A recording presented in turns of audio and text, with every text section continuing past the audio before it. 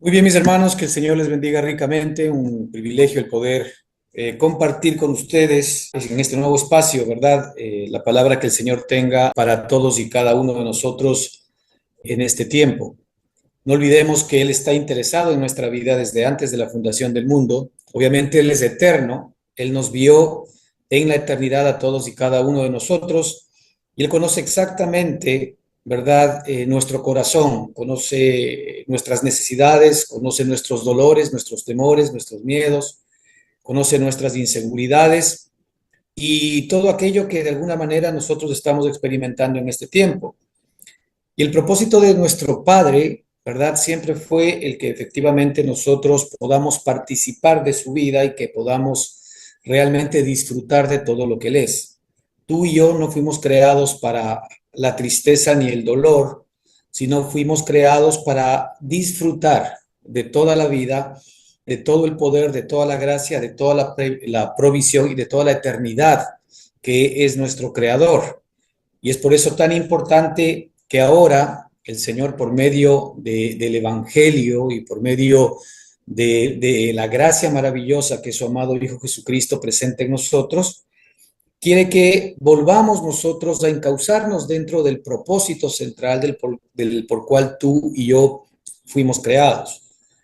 Dios quiere, nos dice en la Escritura, que todos los hombres sean salvos y vengan al arrepentimiento. Llámese arrepentimiento en la palabra del Señor, la palabra metaneo, que tiene que ver básicamente con cambio de mente, con cambio de entendimiento, con cambio de manera de pensar.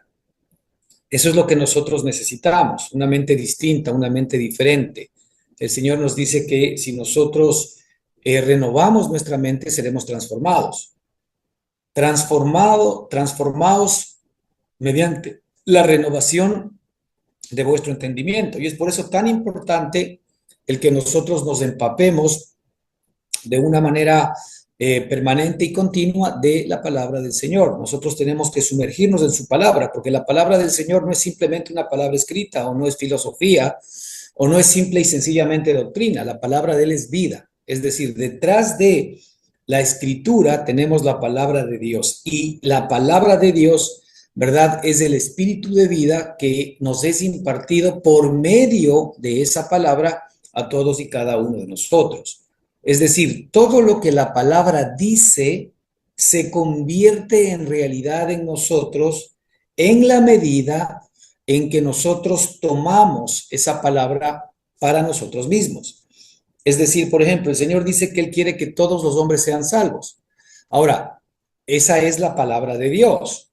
Esa palabra se va a hacer realidad, ¿verdad? Mayormente en todos aquellos que creemos a las propuestas de Dios para nosotros. Es decir, nosotros obtenemos salvación, y la salvación, ¿verdad? No es simple y sencillamente una perspectiva del tiempo futuro, porque muchas veces nosotros atamos salvación con ir al cielo.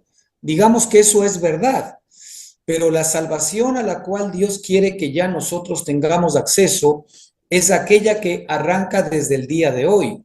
Por eso la Escritura nos dice que hoy es el día de la salvación.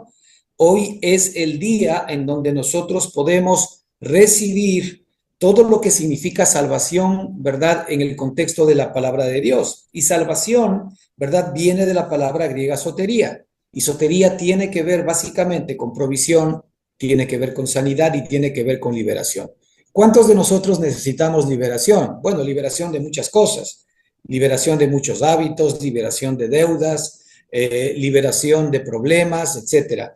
¿Cuántos de nosotros necesitamos provisión? Pues seguramente provisión en muchas de las áreas de nuestra vida, pero principalmente en el espíritu, después en el alma, después provisión para el cuerpo y después, por supuesto, también provisión para las necesidades físicas. ¿Cuántos de nosotros necesitamos sanidad? Sanidad no solamente del cuerpo, sino sanidad del alma, sanidad del espíritu. ¿Cuántos de nosotros necesitamos que en nuestro corazón efectivamente nosotros podamos ser sanos de parte de Dios de tal manera de que podamos esa sanidad contagiar a los demás? Muchas veces nuestros seres queridos se pueden ver contagiados por nuestra falta de sanidad o por nuestra enfermedad interior. la enfermedad interior, la inestabilidad emocional, es decir, viene a ser lo mismo. Muchas veces lo que hace es pasar factura a los seres que más amamos y más queremos. Pero sin embargo, ahí es donde nosotros buscamos de Dios, porque Él tiene la respuesta para nuestra vida. Así que, hermanos, es muy importante el que comprendamos, ¿verdad? Que Dios quiere realmente la salvación de todos los seres humanos. Dios quiere que la palabra viva de Él efectivamente se haga realidad en todos y cada uno de nosotros, pero para esto es imperativo que nosotros creamos a Dios. Nosotros nos relacionamos con Dios ahora por medio de la fe. No nos relacionamos con Dios por medio de nuestras buenas obras. No nos relacionamos con Dios por medio de nuestra propia justicia. Dios no nos valora a nosotros, ¿verdad?, en función de lo que hacemos, sino que Dios nos valora a nosotros en función de lo que somos. Y cuando nosotros hemos creído a nuestro Señor y Salvador Jesucristo, hemos creído al Padre, nosotros hemos vuelto a nacer de nuevo. Somos nuevas criaturas. ¿Qué nos dice la Escritura? De modo que si alguno está en Cristo, nueva criatura es. Las cosas viejas pasaron, he aquí, todas son hechas nuevas. Esto significa que, de acuerdo con lo que la palabra nos está mostrando, nosotros hemos nacido de nuevo, somos nuevas personas, somos nuevas criaturas, y eso creemos a Dios.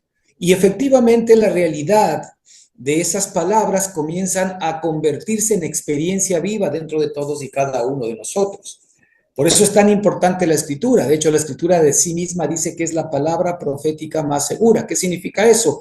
Que es la palabra que se va a hacer realidad, porque profecía tiene que ver con algo que se dice ahora y que se hace realidad mañana. La palabra de Dios es la palabra profética más segura. Muchas veces nosotros estamos acudiendo a Nostradamus, estamos acudiendo a agoreros, estamos acudiendo a brujos, estamos acudiendo a personas que trabajan en temas paranormales para de alguna manera mostrarnos nuestro futuro. Pero no nos damos cuenta que la palabra de Dios, nos dice la Escritura, es la palabra profética más segura. ¿Qué implica aquello? Que todo lo que la palabra de Dios dice se cumple. Y mayormente en términos de la vida que el Señor nos dio y de los beneficios que nos ha dado, ¿verdad? En los que creemos.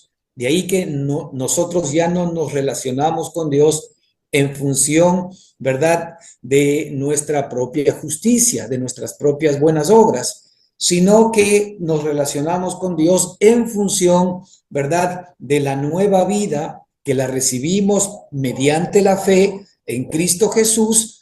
Es el nuevo hombre que ahora está en nosotros, que es el Espíritu, el nuevo hombre, el Espíritu vivificante, que ahora efectivamente se ha convertido en la vivienda de nuestro Dios, en el alojamiento de Cristo. En nuestro espíritu ahora nosotros tenemos la capacidad de poder realmente comunicarnos con Dios. Con nuestro cuerpo nosotros podemos comunicarnos con toda la creación física, ¿verdad? Con nuestra alma nosotros podemos comunicarnos y tener conciencia de nosotros mismos, de nuestros pensamientos, de nuestras emociones y de nuestra propia voluntad. Y a través de nuestra alma también de alguna manera podemos captar, ¿verdad?, los pensamientos, las emociones, ¿no es cierto?, y la voluntad de terceros. Pero solamente con el Espíritu tenemos conciencia de Dios. Solamente con el Espíritu nos podemos emparentar con Dios, solamente con el Espíritu nos podemos relacionar con Dios. Es decir, el único canal de comunicación que existe entre Dios y el hombre es el Espíritu que el Señor ha puesto dentro de todos y cada uno de nosotros. Y ese Espíritu es el nuevo nacimiento, el nuevo hombre, la nueva criatura que el Señor nos devolvió, ¿verdad? ¿Para qué? Para que ahora podamos tener comunión, podamos tener relación con Dios y en ese espíritu pueda vivir el Espíritu Santo para que el Espíritu Santo pueda comunicarnos todo lo que Dios nos ha dado. Y además, para que el Espíritu Santo pueda realmente formar a Cristo dentro de todos y cada uno de nosotros, es decir, en nuestra alma. Nuestra alma ahora puede conectarse con el Espíritu. Nuestra alma ya no tiene necesariamente que conectarse con nuestro cuerpo físico para, como vivíamos antes, recibir estabilidad, tranquilidad, paz, seguridad, felicidad por medio de las situaciones externas. Ahora nosotros desde nuestra alma nos podemos conectar con el espíritu para recibir toda la paz, la seguridad, la estabilidad emocional, la provisión, el amor, el gozo y todo lo que requerimos desde el espíritu, desde Dios mismo. Por eso es que nuestra alma está en un punto intermedio en la que una vez que le ha sido notificada que efectivamente tiene la posibilidad de conectarse con Dios por medio del espíritu, nuestra alma decide, ¿verdad? Si quiere seguir viviendo la vida que tenía antes, conectada directamente a la carne, a las necesidades del cuerpo, a las necesidades propias del alma sin Dios, o ahora quiere vivir conforme a la vida del espíritu. Digamos que el alma tiene dos opciones, dos cuerpos. Tiene un cuerpo físico y el alma tiene un cuerpo espiritual. El alma está en medio de las dos. El alma tiene un cuerpo físico, que es el cuerpo que todos nosotros tenemos ahora, ¿verdad? Pero el alma también tiene ahora un cuerpo espiritual, que es el nuevo hombre que el Señor efectivamente hizo nacer dentro de todos y cada uno de nosotros. Ya nosotros sabemos las consecuencias de que nuestra alma esté pegada a nuestro cuerpo humano, a nuestro cuerpo físico. Pues nuestro cuerpo físico es un cuerpo que normalmente está demandando satisfacciones y nuestra alma de alguna manera cede a esas satisfacciones y de ahí que vienen efectivamente muchas de las aversiones del ser humano. Porque el cuerpo físico es un cuerpo caído y es un cuerpo que no obedece realmente a los deseos del espíritu. Pero sin embargo, el Señor ahora nos ha dado el espíritu de vida, el espíritu vivificante, ¿verdad? Para que se convierta en nuestro cuerpo espiritual. Así que el alma puede decir, yo tengo un cuerpo físico y yo tengo un cuerpo espiritual. Es decir, cuando el alma se somete al cuerpo espiritual, recién nosotros entramos en el ordenamiento divino y en el diseño original de cómo Dios nos creó. Dios nos creó en este orden, espíritu, alma y cuerpo, para que el espíritu sea el que gobierne sobre el alma, para que el alma entonces, sometida al espíritu, sea la que gobierne sobre el cuerpo. Y ahí todo el ser, obviamente, obedece a recibir todos los beneficios de la vida de Dios. Y esos beneficios terminan en que nosotros nos convertimos en imagen y semejanza de nuestro Dios y de nuestro Padre maravilloso. De ahí que ya nosotros no tenemos que seguir luchando contra nosotros mismos. En la medida en que nosotros ponemos nuestra mirada, nuestra fe y nuestra conducta y nuestra seguridad en el Espíritu, nuestra confianza en el Espíritu, en esa misma medida el Espíritu va a comenzar a hacer morir, ¿verdad?, los deseos de nuestra carne, va a hacer morir las obras de nuestra carne. Todos nosotros sabemos que en nuestra propia carne tenemos a veces deseos que no los podemos controlar, ¿verdad? Deseos que nos controlan a nosotros.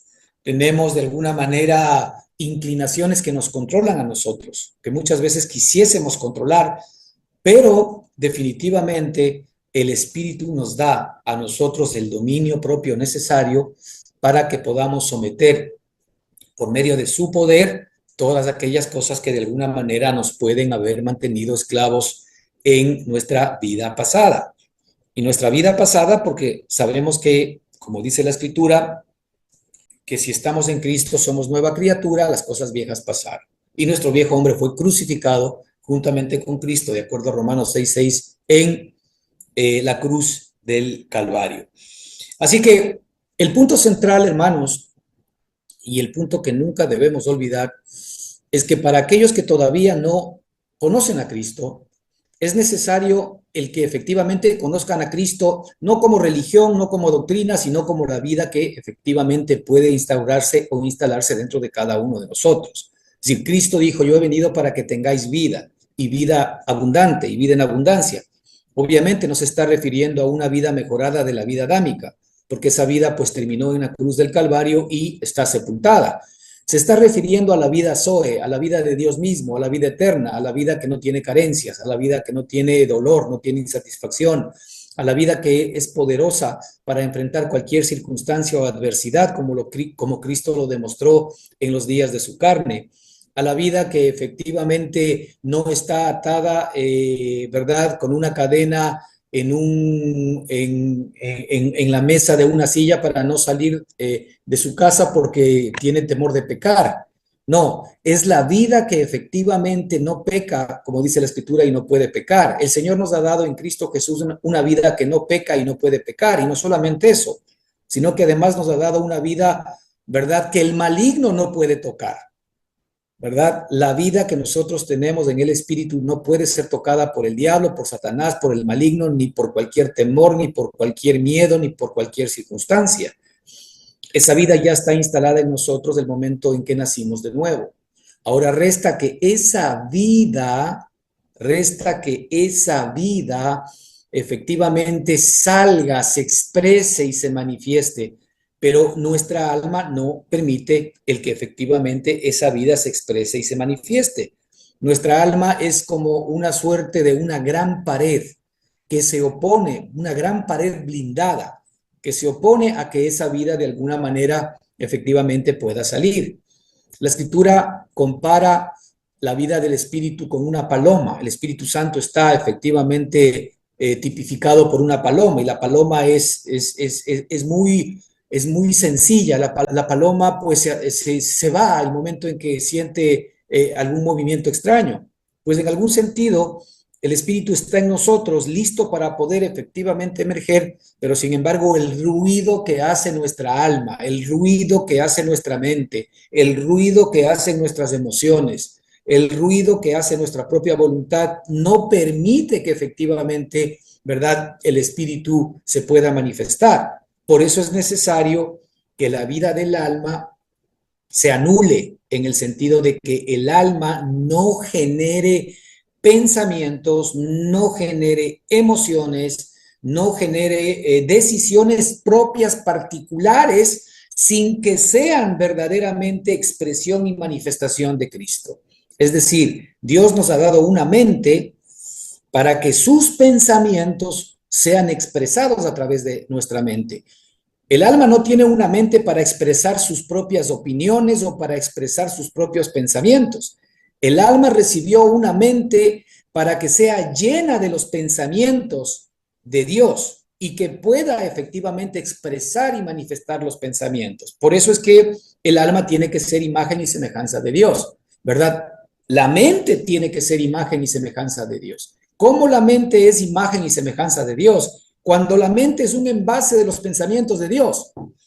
Es la única manera. Y es por eso que la Escritura nos muestra claramente que nosotros nos vamos transformando mediante la renovación de nuestro entendimiento. Es decir, nuestro entendimiento, el entendimiento adámico que nosotros tenemos, nuestra propia opinión tiene que ser reemplazada por la opinión de Dios. Tiene que ser reemplazada por los pensamientos de Dios. Tiene que ser reemplazado por el entendimiento de Dios. Tiene que ser reemplazado por la inteligencia y por la sabiduría de Dios. Es decir, nuestra mente es un canal de la expresión de la manifestación de nuestro Dios. Lo mismo pasa con nuestras emociones, nuestros deseos y nuestros sentimientos. El alma no tiene la capacidad de poder expresar, o no debería tener la capacidad de poder expresar sus propios deseos y propios sentimientos, porque la expresión propia de aquello significa que nuestra vida anímica todavía sigue viva. Y esa vida anímica lo que hace básicamente es no permitir convertirse en una pared para que los deseos y los sentimientos del Señor efectivamente sean expresados a través de nosotros.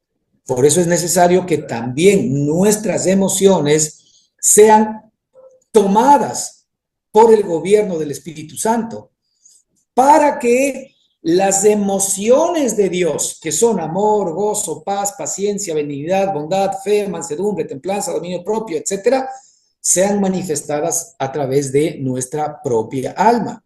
Y lo mismo pasa con nuestra voluntad. Nosotros no podemos tener y tomar decisiones propias. Muchas veces el apóstol, ¿verdad?, decidió, y eso lo vemos claramente en la Escritura, ir a ciertos lugares a predicar, y la Escritura dice que el Espíritu se lo prohibió, ¿verdad? El apóstol tuvo que aprender a que él en su voluntad, por más buena que podría ser, y aún apuntaba lo mismo que Dios apuntaba, es decir, llevar el evangelio a la gente, pero aún el llevar el evangelio a la gente está limitado, ¿verdad?, por el plan de Dios, cuándo, cómo y dónde. De tal manera de que a veces nosotros inclusive de nuestra propia cosecha podemos decidir, ¿no es cierto?, servir a las personas, ayudar a los demás, intentar traer salvación, pero la pregunta ¿es esa la voluntad de Dios para ese momento para mí o no? Pero claro, la única manera como vamos nosotros a comenzar a recibir este querer y el hacer, no olvidemos que el Señor dice que Él es el que pone en nosotros, Él es el que pone en vosotros así el querer como el hacer. Él es el que pone en vosotros el querer como el hacer. Fíjate que el ser humano generalmente toma muchas decisiones en función del querer. En función de lo que quiere, eso hace. Es decir, antes de hacer algo, normalmente ha habido un querer, ha habido un deseo. Y el Señor nos dice que Él es el que pone en nosotros, Él es el encargado de poner en nosotros así el querer como el hacer. De ahí que cuando ese querer y ese hacer viene directamente desde mi propia iniciativa carnal, por más buena que parezca, por más religiosa que parezca, efectivamente ya no obedece a que es el querer y el hacer de Él, sino es el querer y el hacer nuestro. Y todo nuestro querer y todo nuestro hacer, si es que no proviene de Él, no está respaldado por Dios, por más que inclusive tenga el propio objetivo de que la gente conozca a Cristo. Y es por eso tan importante, hermanos, que nosotros debemos empaparnos del Espíritu Santo. Debemos ser llenos del Espíritu Santo. Ser llenos del Espíritu Santo es que ahora nuestra alma decide conectarse con el ser espiritual que tiene dentro. Que el alma rechaza permanente y continuamente conectarse con el hombre carnal o con la carne. Ciertamente, esta es la lucha interna que todos nosotros tenemos. Obviamente decirlo es fácil, pero vivirlo es distinto, porque hay una lucha, ¿verdad?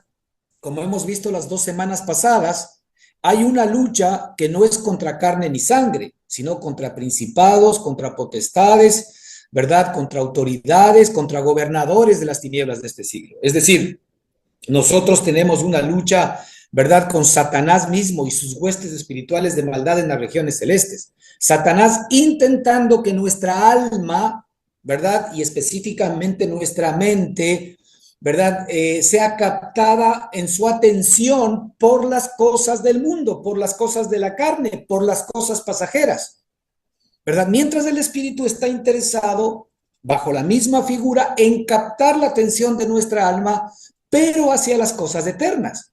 Porque resulta que cuando nosotros perdemos nuestra vida, que a esto es lo que la Escritura llama perder la vida de nuestra alma no es más que nosotros decidir no participar en las cosas de la carne, pero para poder hacer, nosotros necesitamos fortalecernos en el espíritu. Porque una propia decisión de no participar en las cosas de la carne de nada sirve si el poder del Espíritu Santo no está en mí para poder vencer la carne con sus deseos y con sus pasiones. Y es por eso importante que hoy nuestra alma, ¿verdad?, tiene la capacidad de poder decidir en dónde quiere estar. Y el Señor nos dice, y hemos visto la semana pasada o las 2 semanas pasadas, fortaleceos en el Señor y en su fuerza poderosa. Es decir, hagan suya toda la vida poderosa que el Señor ya ha colocado en su espíritu para que por esa vida ustedes puedan vencer, obviamente, todos los deseos de la carne. Así que, hermanos, centrémonos en esta realidad que está en nuestro corazón. Si alguno de nosotros todavía no entiende bien estas cosas, es evidente que va a seguir siendo un caldo de cultivo para que Satanás siga sembrando en nosotros temores, inseguridades, escasez, enfermedad, dolor, iras, enojos, celos, contiendas, todas estas cosas. Todas estas cosas efectivamente tienen que ver con el gobierno de Satanás en nuestra propia alma. Pero sin embargo, la vida del amor, del gozo, de la paz, de la paciencia, de la benignidad, de la bondad, de la fe, de la mansedumbre, de la templanza, del dominio propio, de la santidad, de la justicia, de la verdad, de la abundancia y de la prosperidad que es Cristo y que es el Señor, el Señor efectivamente quiere también hacernos partícipes de esto en la medida en que nosotros, nuestra alma, nosotros somos el alma, nosotros, nuestra alma, decida anclarse en las cosas que son del Espíritu. Es tan importante el que comprendamos ciertamente que el Señor quiere que todos los hombres seamos salvos. Ahora, no está refiriéndose solamente una primera vez al hecho de que una persona pueda haber nacido de nuevo, pueda haber creído en Cristo Jesús y en la obra que hizo, sino que el hombre quiere que todos los, Dios quiere que todos los hombres sean salvos y que vengan efectivamente al arrepentimiento. Este es un permanente continuo para todos, inclusive aquellos que ya conocemos a Cristo, porque ya no estamos hablando aquí de la salvación que ya tenemos, en donde estamos absolutamente seguros que una vez que nos vayamos de este mundo, ¿verdad? Nos espera el cielo. Sí, nos espera el cielo por los méritos de Jesucristo. Nos espera el cielo porque Cristo pagó con su sangre para todos y cada uno de nosotros y por su justicia nuestra entrada al cielo, si lo queremos ver desde esa perspectiva. Cristo es el responsable, ¿verdad? Por el cual yo soy aceptado por el Padre y por el cual tengo acceso al cielo. Así que nosotros tenemos absoluta seguridad que cuando nos vayamos de este mundo, por supuesto vamos a estar en el cielo, pero el cielo no es un lugar, ¿verdad? Simple y sencillamente en donde yo voy a tener una preciosa casa, casas de oro, mar de cristal. No, el cielo es una persona que ahora ya ha sido instalada en nuestro espíritu. El cielo es Cristo. El cielo es Cristo. Lo que pasa es que ahora nosotros tenemos un cielo en nosotros como una esperanza viva. Entonces tendremos un cielo que lo podremos ver con nuestros propios ojos. Es decir, nosotros nos veremos como parte integrante, sin ningún obstáculo de la persona de Cristo gobernando sobre todas las cosas. Así que nuestro cielo es la persona en la cual nosotros nos encontramos. También como el infierno. Cuando nosotros estamos ahora en Adán, más allá de que nosotros de alguna manera no lo entendamos así, ¿verdad? Nosotros evidentemente estamos viviendo la muerte y estamos viviendo todos y cada uno de nosotros un cierto infierno. Imagínese usted un niño que por circunstancias de la vida, su madre ha sido declarada culpable de algún delito y en alguno de estos países en donde efectivamente pues existe la pena capital o la cadena perpetua, se le condena a cadena perpetua a esta persona, a esta mujer. Y en esas circunstancias la mujer que estaba embarazada da a luz un niño en la cárcel. Y el niño nace en la cárcel y el niño comienza a conocer la cárcel y comienza de alguna manera a ambientarse, ¿verdad?, dentro de la cárcel, de aquellas cosas buenas que hay en la cárcel y de aquellas cosas malas que hay en la cárcel. Y él comienza de alguna manera a anhelar, a añorar y a amoldarse a que lo bueno de la existencia es alcanzar las cosas buenas que hay en la cárcel, ¿verdad? Pero intentar evitar las cosas malas que hay en la cárcel. Es decir, este niño no está seguramente por la experiencia consciente de que la cárcel en sí mismo, más allá de que hayan buenas cosas o malas, que no habrá, es cárcel y por tanto, ¿verdad? Estamos presos y por tanto estamos condenados y por tanto no estamos disfrutando de los beneficios de la libertad. Más o menos eso es lo que nos sucede a nosotros, ¿verdad? Cuando estamos en nuestro hombre adámico. Porque en nuestro hombre adámico estamos como en una cárcel condenados a muerte. Y en nuestro hombre adámico nosotros todo juzgamos a través del conocimiento del bien y del mal. Esto es bueno y esto es malo. Pero realmente nosotros hemos sido habituados, hemos sido moldeados a este mundo, que no es más que una cárcel en la cual nosotros por el pecado de Adán efectivamente nos introdujimos. Nosotros caímos de la gloria de Dios porque para eso fuimos creados y ahora estamos participando en este mundo que no es más que una gran cárcel, ¿verdad? Esta carne que no es más que una gran cárcel en donde nosotros creemos que si hacemos cosas buenas, ¿verdad? De alguna manera, pues Dios nos va a bendecir. O si hacemos cosas malas, pues Dios nos va a maldecir. Y no, sea que hagamos cosas buenas o sea que hagamos cosas malas dentro de esta cárcel, definitivamente ya estamos condenados. Y es por esto que la Escritura nos dice que los que no creen ya han sido condenados. Los que no creen en Cristo no están esperando condenación, ya han sido condenados porque no han creído en Cristo. Es decir, nosotros, ¿qué implica aquello? Que el momento en que creemos en Cristo, somos puestos en libertad. Salimos de este medio ambiente, salimos de este mundo, salimos de esta circunstancia de maldad y de pecado y comenzamos nosotros a captar la realidad de la libertad, la gloriosa libertad de los hijos de Dios, que es aquella libertad que nos viene por estar conectados directamente con el cuerpo espiritual que ahora nos pertenece, que es Cristo mismo morando y viviendo dentro de todos y cada uno de nosotros. Y es por esto maravilloso, hermanos, que efectivamente nosotros entendamos que cuando el Señor Jesucristo dijo que yo he venido para que tengáis vida, es yo he venido para sacarles de la muerte. Yo he venido para sacarles de la maldición. Yo he venido para sacarles del dolor, de la tristeza. Yo he venido para sacarles de todo este mundo en el cual ustedes se encuentran. ¿Cómo Él nos saca? Dándonos la vida de Cristo para que esa vida desde ahora en adelante sea, ¿verdad?, la que aplaste el dolor. Esa vida sea la que aplaste la dificultad. Esa vida sea la que aplaste efectivamente la necesidad y la enfermedad.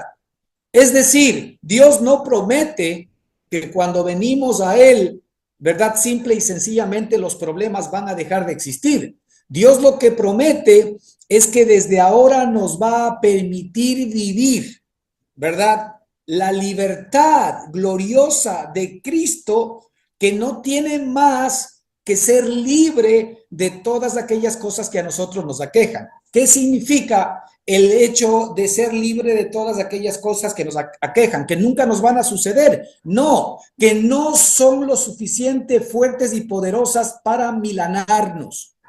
No son lo suficiente fuertes y poderosas para aplastarnos, para dañarnos, para matarnos. La gente normalmente en el mundo, cuando tiene un problema serio, cuando tiene una situación que no puede manejarse, llega hasta suicidar, porque prácticamente están perdiendo todo aquello que consideraban su vida y su riqueza.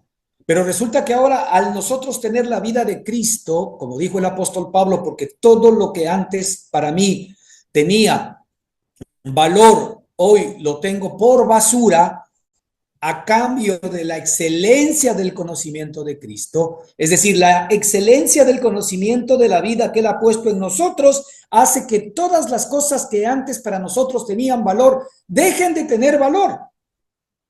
Y eso significa que ya no nos podemos relacionar con ellas. No, significa que no tienen valor. Significa que son cosas que están allí, pero que si las tengo, pues en buena hora. Y si no las tengo, pues no pasa nada.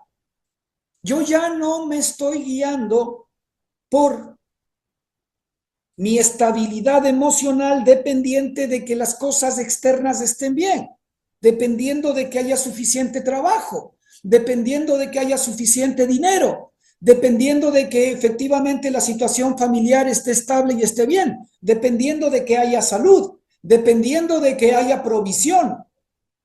No. La vida de Cristo está por encima de todas aquellas cosas. La vida de Cristo nos va a ir dando libertad de todas aquellas cosas.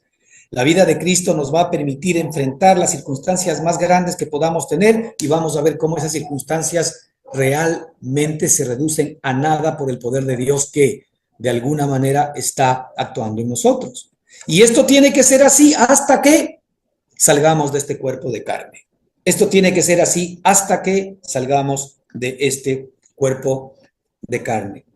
El apóstol Pablo, tocante a la salvación de los israelitas, de sus hermanos, conforme a la carne, decía él en el capítulo 10 de Romanos, versículo 1, dice lo siguiente: hermanos, ciertamente el anhelo de mi corazón y mi oración a Dios por Israel es para salvación. Él estaba hablando aquí muy apesadumbrado, inclusive en los versículos y en los capítulos anteriores, en este mismo libro de Romanos, de cómo los israelitas, cómo, ¿verdad?, sus parientes conforme a la carne, evidentemente habían rechazado la gracia de Dios. Y por más religiosos que ellos eran, ¿verdad? Estaban alejados realmente de esta salvación que el Señor quería darles a ellos, siendo que ellos supuestamente eran celosos de Dios. Y el apóstol aquí deja entrever a los hermanos que ya conocían a Cristo, obviamente no eran judíos necesariamente todos, ni israelitas, pero porque habían también algunos que no eran israelitas y ahora que conocían la verdad de Dios, pues se sentían muy privilegiados y al punto que a veces, pues de alguna manera también como que tenían a menos a los judíos y a los israelitas. Y aquí el apóstol dice, hermanos, hablando efectivamente a los que conocían de Cristo, ciertamente el anhelo de mi corazón y mi oración a Dios por Israel es para salvación. La palabra sotería otra vez aquí se repite, es para sotería. Es la palabra soso en hebreo y es la palabra sotería en griego, que tiene que ver con liberación, que tiene que ver con salud, que tiene que ver con provisión, ¿verdad? El Señor quiere que efectivamente su pueblo, y eso lo dice a través del corazón del propio Pablo, el Señor quiere que su pueblo y el anhelo del corazón de Dios mismo es que Israel, ¿verdad?, sea salvo, que Israel pueda recibir esta salvación efectivamente que también está preparada para ellos. Y el apóstol dice en el versículo 2, porque yo les doy testimonio de que tienen celo de Dios, pero no conforme a ciencia. Mira, esto es muy importante que lo traigamos a colación en el contexto de lo que estamos comentando el día de hoy, porque Pablo era miembro activo, activísimo de el sistema fariseo de Israel. Así que él era un nato conocedor de la ley y era un nato conocedor de los mandamientos de Dios. Y era un hombre muy celoso de intentar cumplir la ley basada en sus propias capacidades. Y el apóstol llegó a entender que todo aquello que para él antes era tan valioso, inclusive ese celo de Dios, ese tipo de celo de Dios llegó a ser basura, porque ese celo de Dios, como dice aquí la escritura, tienen celo de Dios, pero no conforme a ciencia. Aquí la palabra ciencia tiene que ver con el conocimiento pleno. Es decir, tienen celo de Dios, pero no conforme al conocimiento pleno.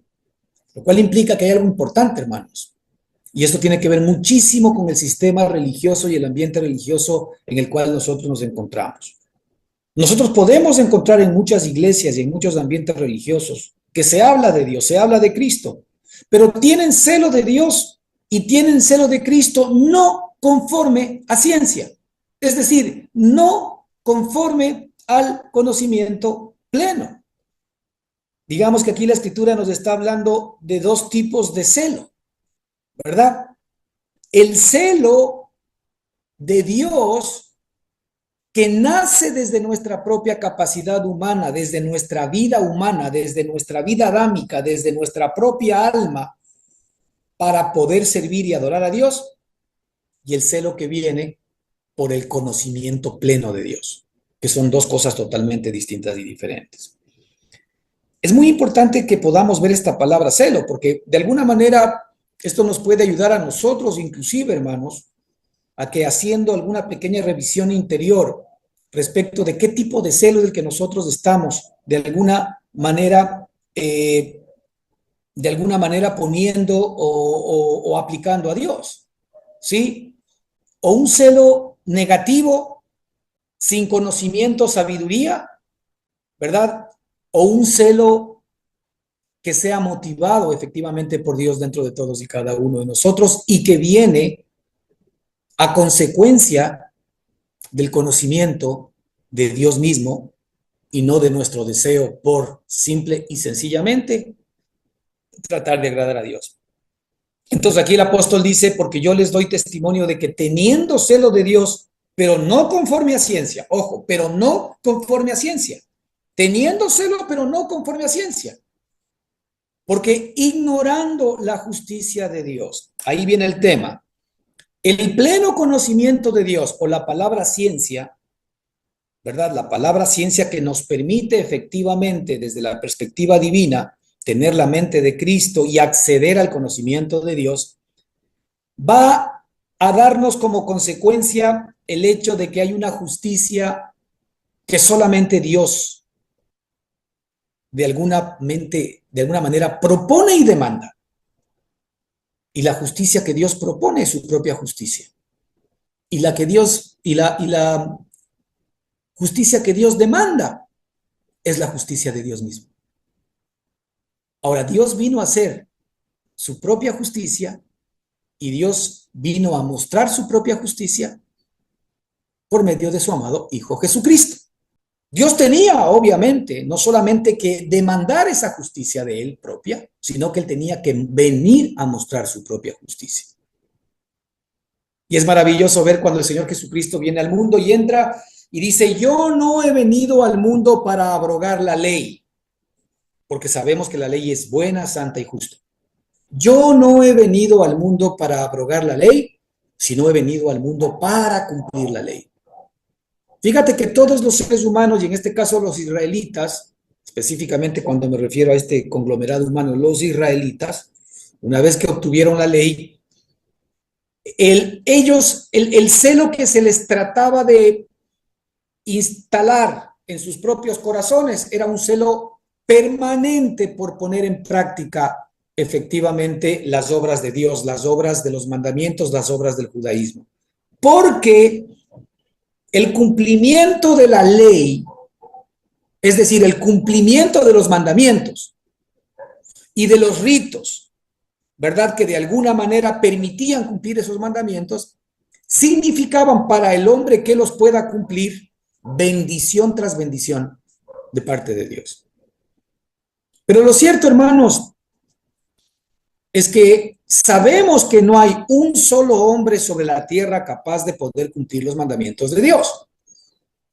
Y por eso Cristo vino a este mundo y se hizo hombre para que representando a todos los hombres, Él venga a cumplir todos los mandamientos. Y por eso el Señor Jesucristo, cuando viene a este mundo, dice, yo he venido no para abrogar la ley, es decir, no para acabar con la ley, no para anular la ley, sino para cumplirla.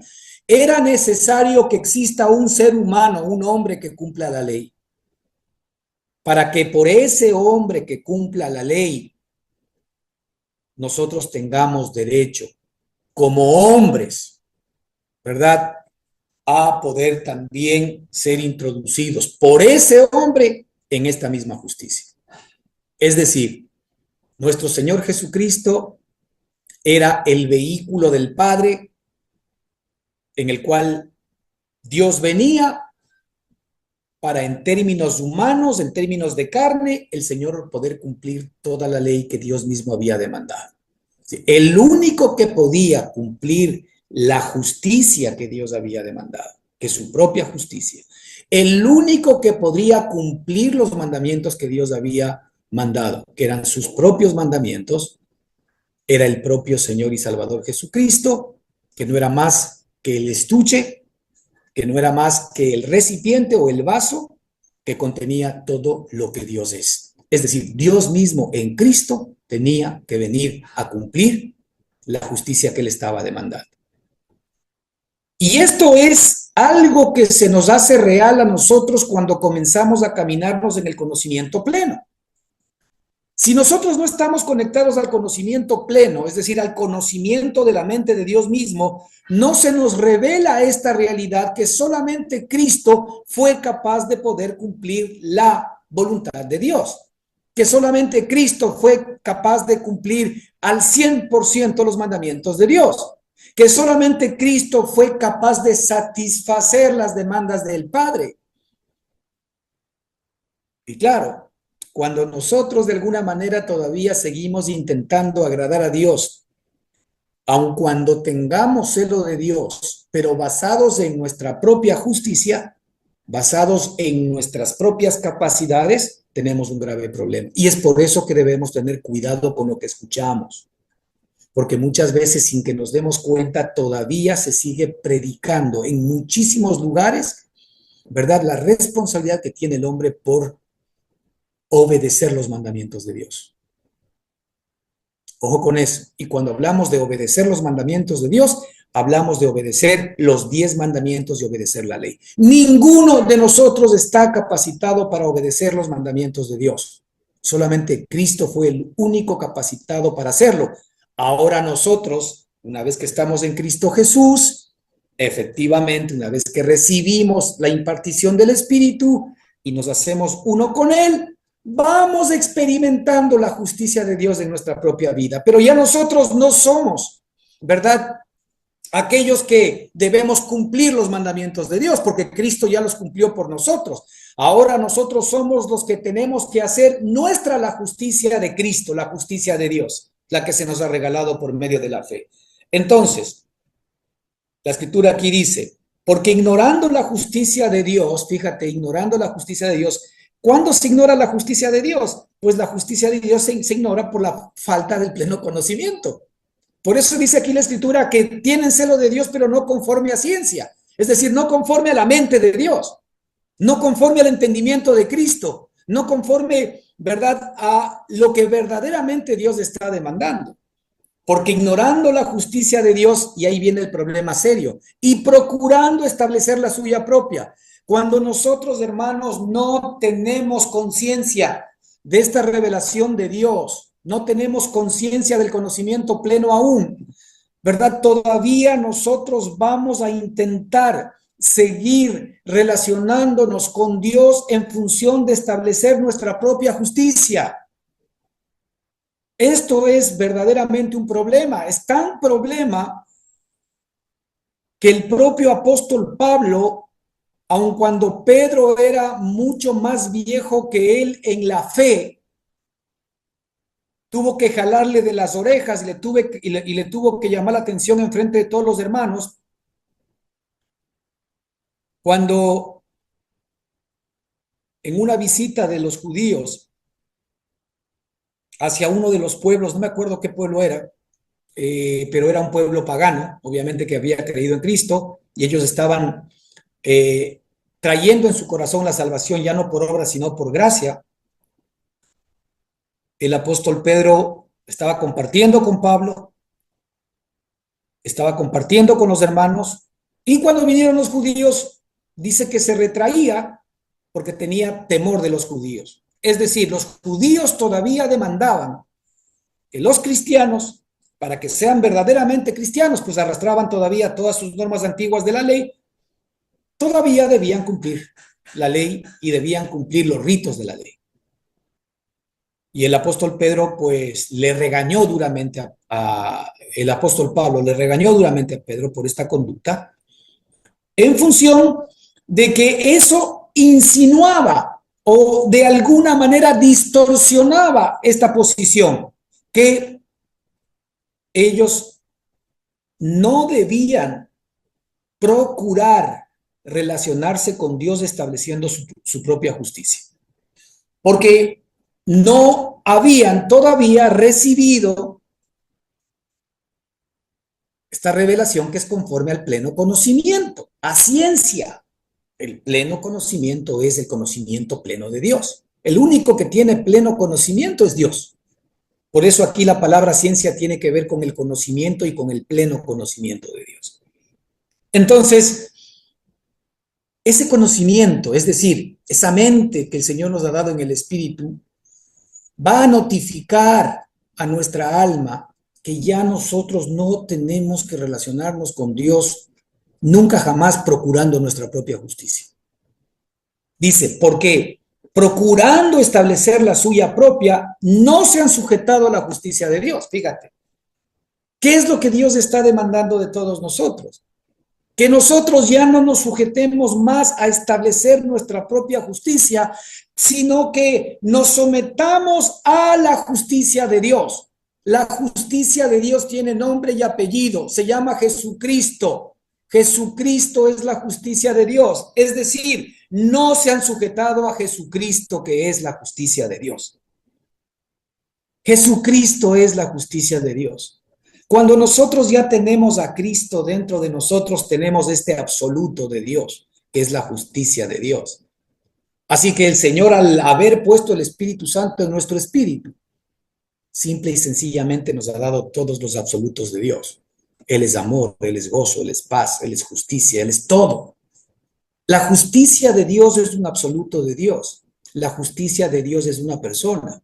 La justicia de Dios se llama Jesucristo. Y Jesucristo habita en nuestro corazón. Y por tanto, si yo tengo a Jesucristo, yo ya tengo la justicia de Dios dentro de mí. Y ahí cabe otra vez recordarnos todos y cada uno de nosotros que la salvación no es por obras para que nadie se gloríe, sino por medio de la fe en Jesucristo, nuestro Señor y Salvador.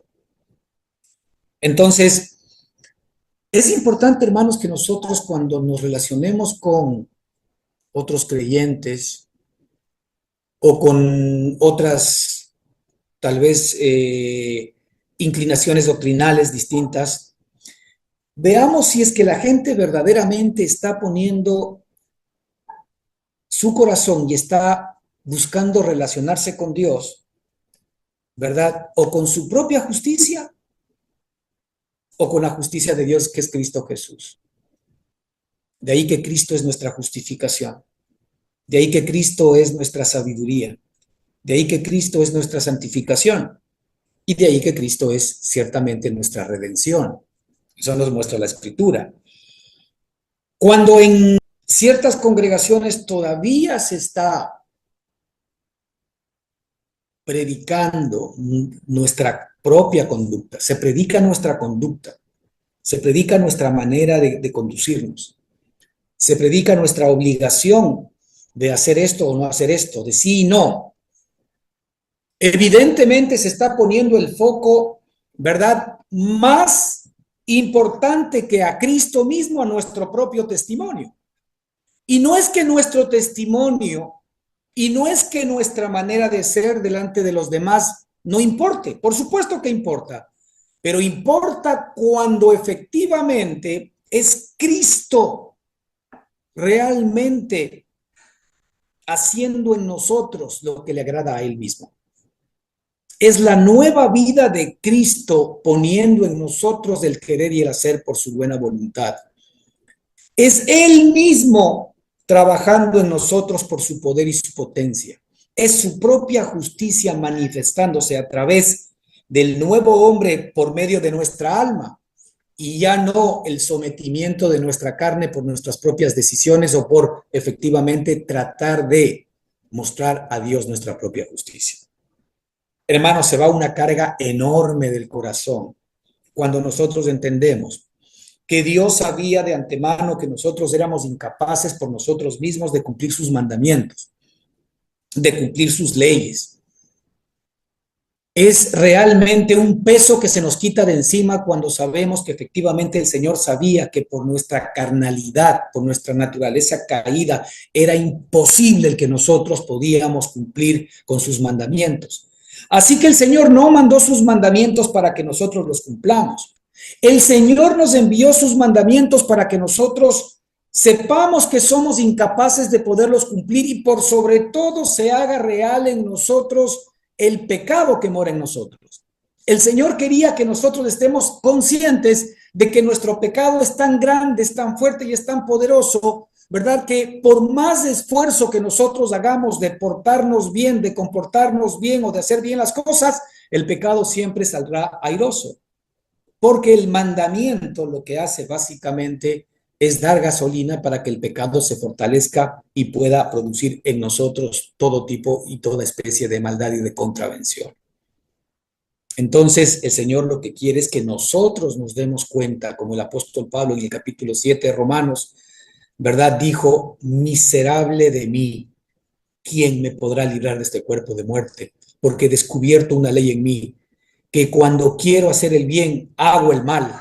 Y no hago el bien que quiero, sino el mal que no quiero, eso hago. Esa es la ley que yo encuentro en mi corazón. ¿Quién me podrá librar de este cuerpo de muerte? El propio apóstol después habla, Jesucristo, el nuevo hombre, la nueva persona que está en ti, es el que ahora puede poner en ti así el querer como el hacer, y es el que puede hacer las obras en ti para agradar directamente al Padre. Así que Es muy importante que nosotros tengamos que discernir si nuestra relación con Dios está atada a nuestra propia justicia o nuestra relación con Dios ahora está atada a la justicia de nuestro Señor y Salvador Jesucristo. Y si está atada a la relación de nuestro Señor y Salvador Jesucristo, pues ahora para que esa justicia se exprese y se muestre dentro de cada uno de nosotros, es necesario que el alma permanente y continuamente determine y decida el anclarse al espíritu, a su cuerpo espiritual, para que de ese cuerpo espiritual, de esa vida de Cristo, reciba efectivamente el poder de Dios, para que la ley del espíritu de vida en Cristo Jesús me libre de la ley del pecado y de la muerte. Todo depende, pues, por supuesto, de en dónde quiere estar nuestra alma.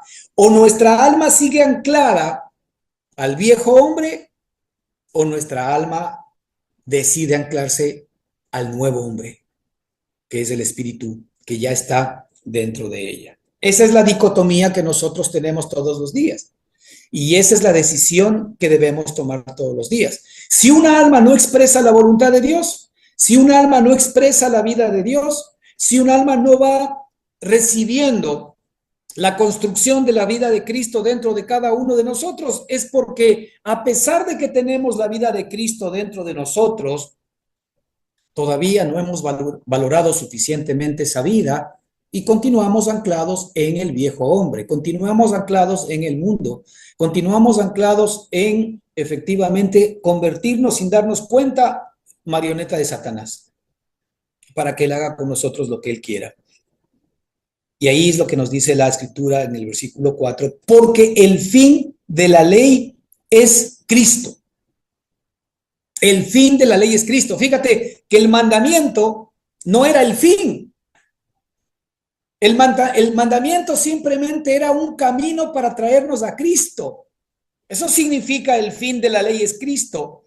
El propósito central de la ley no era el que nosotros cumplamos la ley, sino el que la ley nos traiga a Cristo. El fin de la ley, el propósito de la ley era traernos a Cristo. De ahí que cuando efectivamente ya nosotros conocemos a Cristo, ahora tenemos a la ley viva de Dios, ahora tenemos a la fotografía de aquello que apuntaba la ley, de aquello que apuntaba el mandamiento. Porque el fin de la ley es Cristo. ¿Para qué? ¿Para qué es Cristo? Cristo es para justicia a todo aquel que cree. Ahí está el regalo maravilloso de Dios para ti y para mí. Realmente el mandamiento y la ley tenían un propósito. La escritura dice que el mandamiento y la ley son como un ayo, como una institutriz, ¿verdad? Que tenían en un momento determinado el encargo simple y sencillamente de intentar instruirnos en las cosas del Señor, pero hasta que el Señor mismo venga y se presente a nosotros y nos tome como hijos. Si la institutriz ya cumplió su trabajo, ahora hay que despedirla. Obviamente la ley ya no es nuestra institutriz, porque la ley simplemente cumplió el propósito hasta que el Padre venga, hasta que Cristo venga. Y ahora que ya ha venido Cristo nuestro amado, evidentemente Él era la razón y el propósito de la ley. Así que el fin de la ley es llevarnos a Cristo. Por otro lado, podemos decir que Cristo es el fin de la ley también. Porque si ya Cristo efectivamente es ahora nuestra vida, porque Él está escribiendo, ¿verdad? En nuestra mente y en nuestro corazón los mandamientos, como dice la Escritura, Cristo entonces ya fue el fin de los mandamientos y de la ley que estaba escrita. Ahora, ¿qué significa aquello? Que ahora los mandamientos y la ley es algo vivo que tú y yo tenemos en nuestro corazón para que se pueda manifestar. Y esta ley y estos mandamientos tienen que ver con aquello que el Señor dijo, porque todo aquel que es nacido de Dios no peca y no puede pecar porque es nacido de Dios. Así que las buenas noticias para ti y para mí es que nosotros tenemos alguien dentro de nosotros que no peca y no puede pecar. Por Dios, no estemos viendo todavía creyendo que se trata del hombre adámico. No, no está hablando del hombre adámico, está hablando de Cristo. Cristo es el que está en nosotros, el que no peca y no puede pecar. Entonces ahora nosotros tenemos que empaparnos del que no peca y no puede pecar. Tenemos que embebernos del que no peca y no puede pecar. Tenemos que hundirnos y sumergirnos en el que no peca y no puede pecar, para que nuestra alma termine limpia, para que nuestra alma termine libertada, para que nuestra alma termine sanada, curada. Cristo es el fin de la ley. Y también podemos decir que Cristo es la ley que ahora opera en nuestro interior. Cristo es la ley que ahora opera en nuestro interior. Así que, hermanos, ya que el Señor quiere que todos los hombres lleguemos a ser salvos, porque Él lo ha dicho en su palabra, ahora resta que los hombres quieran ser salvos. Resta que los hombres quieran la sotería de Dios. Resta que los hombres quieran la salvación de Dios. Resta que los hombres quieran la provisión, quieran la liberación y quieran la sanidad de Dios. Esto es algo que depende de nosotros. Obviamente Él ya hizo su trabajo. El nuestro es aceptarlo o rechazarlo. ¿Cuándo yo acepto aquello? Cuando yo creo en la justicia de Dios, que es Cristo Jesús. Cuando yo pongo mi corazón y mi confianza en Cristo Jesús. Cuando yo reconozco efectivamente que mucho he intentado en hacer que las cosas me funcionen por mí mismo, tal vez en muchísimas áreas de mi vida. Mucho he trabajado para que esto funcione, pero solamente para darme cuenta que voy de mal en peor. ¿Qué significa eso? Pues que es tiempo de venir a Cristo, que es tiempo de anclarnos en la gracia de Dios para que efectivamente Él pueda hacer la obra a través de nosotros y darnos descanso. Como decía el Señor en su palabra, venid a mí todos aquellos que estéis trabajados y cargados, que yo os haré descansar. Cristo quiere darnos descanso. Cristo quiere darnos paz. Cristo quiere darnos vida, la vida verdadera que vale la pena vivir por la eternidad. Resta que nuestra alma acepte esa vida, que nuestra alma se pegue como chicle a esa vida y que nuestra alma deje en cambio de estar apegada, de estar enamorada y de estar coqueteando con la vida de la carne. Que el Señor les bendiga ricamente. Continuamos la próxima semana. Amén.